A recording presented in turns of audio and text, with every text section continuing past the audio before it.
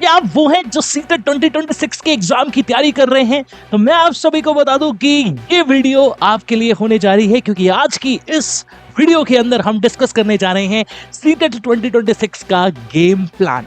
Hey guys, this is Yogesh and I welcome you all on the platform of Fastbook। और आज की इस सबसे पहली वीडियो के अंदर हम डिस्कस करेंगे वो सारी कॉमन मिस्टेक्स जो कि सीटेट के एग्जाम की प्रिपरेशन करते वक्त स्टूडेंट्स करते हैं। साथ ही साथ हम ये भी डिस्कस करेंगे कि सीटेट का एग्जाम 3 इंपॉर्टेंट पिलर्स पर बेस्ड है। वो 3 इंपॉर्टेंट फाउंडेशन पिलर्स कौन कौन से हैं, सीटेट के एग्जाम का पैटर्न क्या रहता है और किस तरीके से आप अगर सीटेट के एग्जाम को पहली बार में क्रैक करने की सोच रहे हैं या मन बना रहे हैं या पढ़ रहे हैं उसके लिए, तो आप कैसे क्रैक कर सकते हैं। इनफैक्ट वो सारे के सारे स्टूडेंट आज तक सीटेट का एग्जाम देते आए थे बट शायद किसी ना किसी गलती की वजह से क्लियर नहीं कर पा रहे थे। मैं उन सभी से रिक्वेस्ट करूंगा कि इस वीडियो को लास्ट तक जरूर देखिएगा और साथ ही साथ यार चैनल को सब्सक्राइब कर लेना। चैनल नया है लेकिन विश्वास पूरा है और आपका साथ देने का एक कहते हैं ना भरोसा आप दिखाइएगा, क्योंकि ये चैनल आपके लिए नया जरूर हो सकता है लेकिन मैं आप सभी को ये आश्वासन दिलाता हूँ, ये विश्वास दिलाता हूँ कि आप अगर इस चैनल के साथ जुड़ते हैं तो आप सारे के सारे कॉन्सेप्ट्स को बहुत अच्छे से क्लियर कर पाएंगे। एंड आइए without wasting a single moment discuss करते हैं कि बेसिकली सीटेट के एग्जाम आपसे कहना क्या चाहता है। सबसे पहले तो मैं आपको बता दूं कि सीटेट का एग्जाम ना नॉलेज का एग्जाम नहीं है।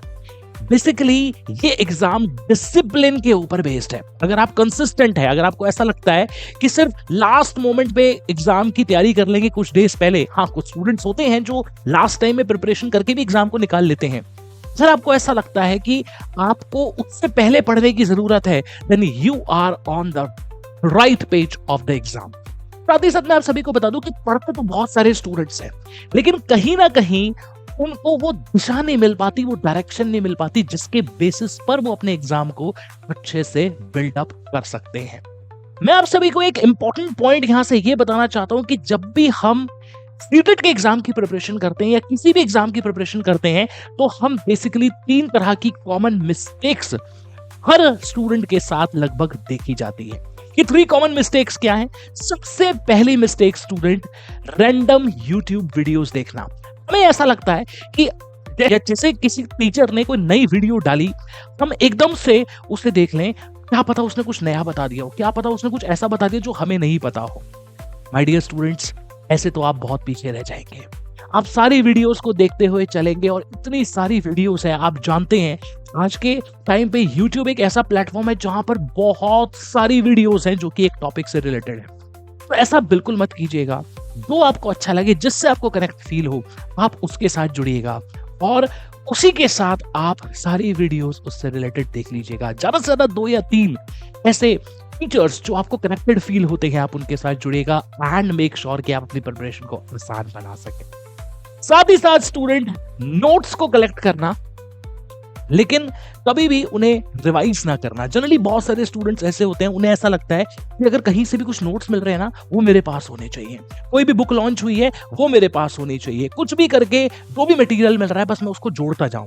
एंड लिटरली मैं आपको बता रहा हूं, ये इतनी कॉमन मिस्टेक है जिसकी वजह से नोट्स तो कलेक्ट हो जाते हैं बट स्टूडेंट्स उनको रिवाइज नहीं करते हैं, उन्हें पढ़ते नहीं हैं, जिसकी वजह से वंस अगेन जो सिलेक्शन है उस पर इफेक्ट पड़ता है। साथ ही साथ student, third common mistake, PYQs को लाइटली लेना। स्टूडेंट को ऐसा लगता है कि प्रीवियस ईयर में अगर एक क्वेश्चन आया हुआ है तो वो दोबारा थोड़ी रिपीट होगा, मतलब वो नहीं आएगा, फिर कुछ बदल कर आएगा। बट मैं आप सभी को बता दूं स्टूडेंट की सीटेट का सिलेबस बहुत ही वेल डिफाइंड है और यही सीटेट के एग्जाम की सबसे खास बात है। इनफैक्ट PYQ से ही क्वेश्चन बनता है, मतलब प्रीवियस ईयर के जो क्वेश्चंस होते हैं वो सबसे ज्यादा इंपॉर्टेंट है, उन्हीं को हेर फेर करके थोड़ा सा बदल के आपके सामने रख दिया जाता है। तो ये 3 कॉमन मिस्टेक्स अगर आप कर रहे हैं तो अभी से इनको करना बंद कर दीजिएगा। स्टूडेंट, बात करेंगे स्टूडेंट कि अगर हम ये कॉमन मिस्टेक को अवॉइड कर लेते हैं तो डेफिनेटली जो सीटेट का एग्जाम है ना, वो एक अचीवेबल एग्जाम होता है। इसे अचीव करने के लिए, मार्क्स लाने के लिए, इसके अंदर सबसे पहले आते हैं हमारे वो 3 इंपॉर्टेंट पिलर्स जिनको अगर आपने समझ लिया तो सीटेट 2026 का एग्जाम आप इजीली क्रैक कर सकते हैं। अगर आप जानना चाहते हैं तो जल्दी से एक बार सबसे पहले तो वीडियो को लाइक कर दीजिएगा, अपने सभी फ्रेंड्स तक यार शेयर कर दो। आपका एक शेयर आज हर एक उस स्टूडेंट की लाइफ टर्न कर सकता है जो आज सीटेट के एग्जाम की प्रिपरेशन कर रहे हैं बट उन्हें डायरेक्शन नहीं मिल पा रही है।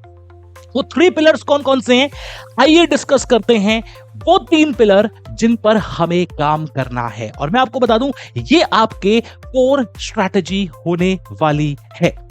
सबसे पहला pillar and the very very important pillar, this the pillar number 1, NCERT plus previous year questions पे आपको फोकस करना है स्टूडेंट। एनसीईआरटी बहुत ही वेल डिफाइंड है, बहुत ही इंपॉर्टेंट है आप लोगों के लिए और आप ये बात जानते हैं, बट जानने के बाद भी most of the student NCERT को देखते भी नहीं है, वो ओपन भी नहीं करते हैं और उनको ऐसा लगता है कि बस कहीं ना कहीं बाहर से हमें नोट्स मिल जाए। माय डियर स्टूडेंट्स, मैं जानता हूं ऐसा हो सकता है कि आज आपके पास टाइम की कमी हो, बट एनसीईआरटी ओपन जरूर करें। अगर आप पेपर 1 की तैयारी कर रहे हैं तो आपको पता है कि जो 3rd से लेकर 5th की एनसीईआरटी है वो आपके लिए बहुत इंपॉर्टेंट है, और पेपर 2 के लिए 6th to 8th क्लास की एनसीईआरटी आपका कोर है, वेरी वेरी इंपॉर्टेंट। और साथ ही साथ प्रीवियस ईयर के क्वेश्चंस आप मिस नहीं कर सकते हैं। जो एनसीईआरटी में है वो ही एग्जाम में आता है, यही सीटेट की सबसे खास बात है। कहते हैं ना स्टूडेंट कि जैसे कम पढ़ना डेंजरस है, वैसे मैं आपको बता दूं कि ज्यादा पढ़ना भी आपके लिए डेंजरस हो सकता है। तो बिल्कुल वेल डिफाइंड सिलेबस है, उतना ही पढ़िएगा जितने की जरूरत है, क्योंकि सब चीजों पे आपको इक्वली फोकस करना बहुत बहुत बहुत इंपॉर्टेंट है। साथ ही साथ जो पीवाईक्यू में रिपीट हो रहे हैं क्वेश्चंस उनको आप इग्नोर नहीं कर सकते हैं, क्योंकि स्टूडेंट ये बात हमेशा याद रखिएगा, कॉन्सेप्ट अगर आपका क्लियर होगा और आपकी एग्जाम का पैटर्न आपको क्लियर है तो आपकी एक बुनियाद बहुत स्ट्रांग बन सकती है। बहुत सारे स्टूडेंट तैयारी तो करना शुरू कर देते हैं बट एग्जाम पैटर्न को अच्छे से समझ नहीं पाते हैं, तो उस पर भी एक छोटी सी नजर यहां पर देख लेते हैं। इसके लिए आपके लिए अलग से सिलेबस की भी वीडियो आपके लिए डिजाइन करेंगे और बहुत ही अच्छे से हम ये जानेंगे। और आपको ये पता भी है कि जो सीटेट का एग्जाम है वो बेसिकली 2 पेपर्स में डिवाइडेड है, पेपर 1 एंड पेपर 2। पेपर 1 उन सभी एस्पिरेंट्स के लिए है, उन सभी लोगों के लिए है, उन सभी भाविक टीचर्स के लिए है जिनका मोटिव है 1st to 5th क्लास की टीचर बनने का। पेपर 2 उनके लिए है जो चाहते हैं कि वो 6th to 8th क्लास की जो टीचर्स हैं वो बन पाए। और अगर आपका दोनों का होप है तो आपको दोनों एग्जाम्स देने होते हैं। बेसिकली अगर हम बात करें सीटेट के एग्जाम जो कि एक एमसीक्यू ओरिएंटेड एग्जाम है, उसका ओवरऑल सिलेबस क्या रहता है या किस पेपर में कितने मार्क्स के कौन कौन से सब्जेक्ट्स आते हैं। पेपर 1 बेसिकली आपका 5 पार्ट्स में डिवाइडेड है। इसमें आपका सबसे इंपॉर्टेंट रोल आप जानते हैं सीटेट के एग्जाम में सीडीपी का रहता है, यानी कि चाइल्ड डेवलपमेंट एंड पैडा का रोल रहता है, क्योंकि 30 मार्क्स की आपसे इन शॉर्ट पूछी जाती है और इन सभी सब्जेक्ट्स के अंदर भी आपकी सीडीपी शामिल है। मींस अगर हम बात करें 150 की तो सब में 15 मार्क्स की आपकी सीडीपी होगी, आपकी सीडीपी होगी maths, EVS, language 1 and language 2। इसमें सबसे ज्यादा इंपॉर्टेंट रोल आप जानते हैं स्टूडेंट चाइल्ड डेवलपमेंट एंड पैडा का है, that is a very core concept of the paper 1। और अगर हम पेपर 2 के बारे में बात करें तो पेपर 2 में आपका सब्जेक्ट भी आ जाता है। जनरली स्टूडेंट को ऐसा लगता है कि जब हम पेपर 2 की तैयारी कर रहे हैं तो उसका जो पैटर्न होना चाहिए वो बिल्कुल वैसा ही होना चाहिए तैयारी का जैसे पेपर 1 का है, बट माय डियर स्टूडेंट्स ऐसा नहीं है। मैं आप सभी को बता दूं कि जो पेपर 2 है उसके लिए आपका सब्जेक्ट भी बहुत इंपॉर्टेंट है। सीडीपी को भी आपको अहमियत देनी है और सब्जेक्ट को भी इंपॉर्टेंस देनी है, क्योंकि यहां पर आपके पास ऑप्शन रहता है एसएसटी एंड साइंस और मैथ्स के बीच में। आपको पता है ये पार्ट आपका 60 जो मार्क्स है उसका आने वाला है। तो यहां पर सीडीपी के साथ साथ इसको आप बिल्कुल इग्नोर मत कीजिएगा। और ये भी देखा गया है स्टूडेंट कि जो लैंग्वेज 1 और लैंग्वेज 2 के पैसेजेस आते हैं उनकी प्रैक्टिस स्टूडेंट्स बहुत कम करते हैं। मेक श्योर कि आप उनकी प्रैक्टिस भी बहुत अच्छे से कीजिएगा। ये बेसिकली आप इसका एक स्क्रीनशॉट भी ले सकते हैं, एक स्नैपशॉट भी ले सकते हैं। ये आपका कोर सिलेबस जो है और पेपर 1 एंड पेपर 2 वो आपके साथ है।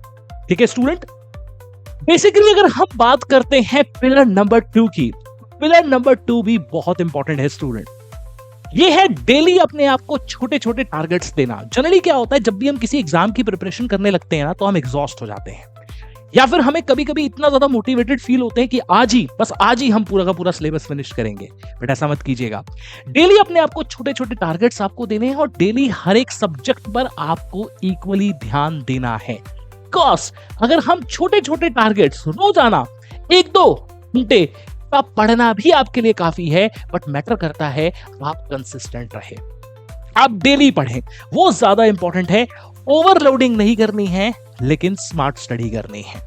बेसिकली अगर हम बात करें, स्मार्ट और consistent study is pillar number 2, जिसमें आप स्मार्टली एक्ट कर कंसिस्टेंटली पढ़कर और स्टूडेंट्स से आप आगे निकल सकते हैं और फर्स्ट टाइम में ही अपना एग्जाम क्रैक कर सकते हैं।